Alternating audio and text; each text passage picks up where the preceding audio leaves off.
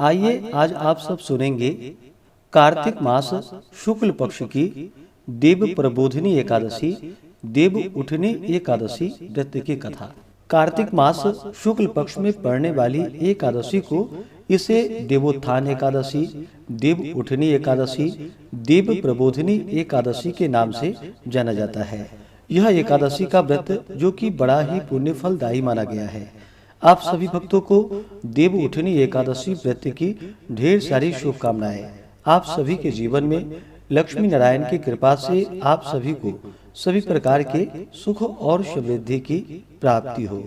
भगवान विष्णु जब योग निद्रा में 4 महीनों के लिए चले जाते हैं चातुर्य मास के दौरान, तो कार्तिक शुक्ल की देव उठनी एकादशी के दिन भगवान जागते हैं। इस दिन इनका प्रबोधन किया जाता है, इन्हें जगाया जाता है और इस दिन जो भी भक्त सच्ची श्रद्धा के साथ व्रत को धारण करके भगवान का पूजन अर्चन करते हैं तो व्यक्ति के सभी प्रकार के पापों का नाश होता है। इस व्रत को धारण करने से 1000 अश्वमेध यज्ञ के समान पुण्य फलों की प्राप्ति होती है तथा 100 राजसु यज्ञों का फल प्राप्त होता है। इस दिन पवित्र नदी गंगा आदि में स्नान तथा पूजन का विशेष महत्व है। इस दिन हरिद्वार, काशी, प्रयागराज, मथुरा आदि जगहों पर स्नान करने का विशेष महत्व माना गया है। यह संभव ना हो तो आप घर के नहाने के पानी में ही थोड़ा सा गंगा जल मिला करके गंगा माता का स्मरण करके इस दिन स्नान करें तो इससे पुण्य फलों की प्राप्ति होती है। इस दिन जितने भी प्रकार के पुण्य कार्य होते हैं, अगर वो कार्य करते हैं तो इसका हजारों गुना महत्व बढ़ जाता है। इसके करने से जन्म जन्मांतर के पाप क्षीण हो जाते हैं तथा पूर्व जन्म का संकट समाप्त हो जाता है।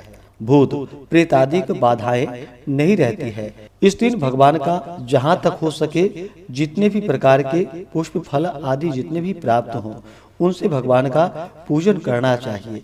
इससे अनंत फलों की प्राप्ति होती है।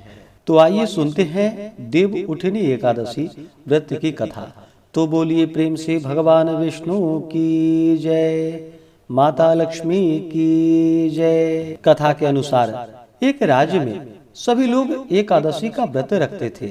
प्रजा तथा नौकर चाकरों से लेकर पशुओं तक को एकादशी के दिन अन्न नहीं दिया जाता था।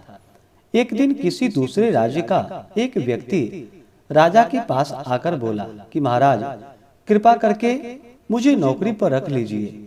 तब राजा ने उसके सामने एक शर्त रखी कि ठीक है, तुम्हें रख लेते हैं, किंतु रोज तो तुम्हें खाने को सब कुछ मिलेगा पर एकादशी को अन्न नहीं मिलेगा। उस व्यक्ति ने उस समय हाँ कर ली, पर एकादशी के दिन जब उसे फलाहार का सामान दिया गया तो वह राजा के सामने जाकर गिड़गिड़ाने लगा कि महाराज इससे मेरा पेट नहीं भरेगा, मैं भूखा ही मर जाऊंगा, मुझे अन्न दे दो। राजा ने उसे शर्त की बात याद दिलाई पर वह अन्न छोड़ने को राजी नहीं हुआ। तब राजा ने उसे आटा, दाल, चावल आदि दे दिए। वह नित्य की तरह नदी पर जा पहुंचा और स्नान कर भोजन पकाने लगा। जब भोजन बन गया तब वह भगवान को बुलाने लगा कि आओ भगवान, भोजन तैयार है। उसके बुलाने पर पीताम्बर धारण किए भगवान चतुर्भुज रूप में आ गए तथा प्रेम से उसके साथ भोजन करने लगे। भोजन आदि करके भगवान अंतर ध्यान हो गए तथा वह अपने काम पर चला गया। 15 दिन बाद अगले एकादशी को वह राजा से कहने लगा कि महाराज मुझे दुगुना सामान दीजिए। उस दिन तो मैं भूखा ही रह गया।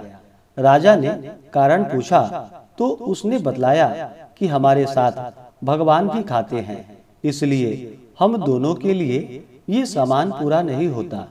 यह सुनकर राजा को बड़ा आश्चर्य हुआ। वह बोला कि मैं नहीं मान सकता कि भगवान तुम्हारे साथ खाते हैं। मैं तो इतना व्रत रखता हूँ, पूजा करता हूँ, पर भगवान ने मुझे कभी दर्शन नहीं दिए। राजा की बात सुनकर वह बोला कि महाराज यदि विश्वास न हो तो साथ चलकर देख ले। राजा एक पेड़ के पीछे छिपकर बैठ गया। उस व्यक्ति ने भोजन बनाया तथा भगवान को शाम तक पुकारता रहा, परंतु भगवान नहीं आए। अंत में उसने कहा कि हे भगवान, यदि आप नहीं आएंगे तो मैं नदी में कूदकर अपने प्राण को त्याग दूंगा। लेकिन भगवान नहीं आए। तब वह प्राण त्यागने के उद्देश्य से नदी की तरफ बढ़ा। प्राण त्यागने का उसका दृढ़ इरादा जानकर भगवान शीघ्र ही प्रकट हो गए और साथ बैठकर भोजन करने लगे। खा पीकर वे उसे अपने विमान में बिठाकर अपने धाम को ले गए। यह देखकर राजा ने सोचा कि व्रत उपवास से तब तक कोई फायदा नहीं होता जब तक मन शुद्ध न हो। इससे राजा को ज्ञान मिला। वह भी मन से व्रत और उपवास करने लगा और अंत में स्वर्ग को प्राप्त हुआ। देव प्रबोधिनी एकादशी अन्य कथा के अनुसार एक राजा था। उसके राज्य में प्रजा सुखी थी। एकादशी को कोई भी अन्न नहीं बेचता था, सभी फलाहार करते थे। एक बार भगवान ने राजा की परीक्षा लेनी चाहिए। भगवान ने एक सुंदरी का रूप धारण किया तथा सड़क पर बैठ गए। तभी राजा उधर से निकला और सुंदरी को देखकर चकित रह गया। उसने पूछा कि हे सुंदरी, तुम कौन हो और इस तरह यहाँ क्यों बैठी हुई हो? तब सुंदर स्त्री बने भगवान बोले कि मैं निराश्रिता हूँ। नगर में मेरा कोई जाना पहचाना नहीं है, किससे सहायता मांगू? राजा उसके रूप पर मोहित हो गया था। वह बोला, तुम मेरे महल में चलकर मेरी रानी बनकर रहो। सुंदरी बोली कि मैं तुम्हारी बात मानूंगी, पर तुम्हें राज्य का अधिकार मुझे सौंपना होगा। राज्य पर मेरा पूर्ण अधिकार होगा। मैं जो भी बनाऊंगी तुम्हें खाना होगा। राजा उसके रूप पर मोहित था, अतः उसने उसकी सभी शर्तें स्वीकार कर ली।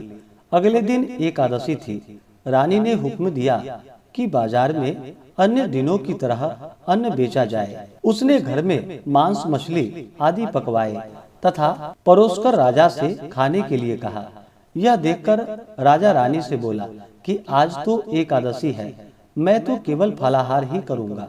तब रानी ने शर्त की याद दिलाई और बोली, या तो खाना खाओ, नहीं तो मैं बड़े राजकुमार का सिर काट लूंगी।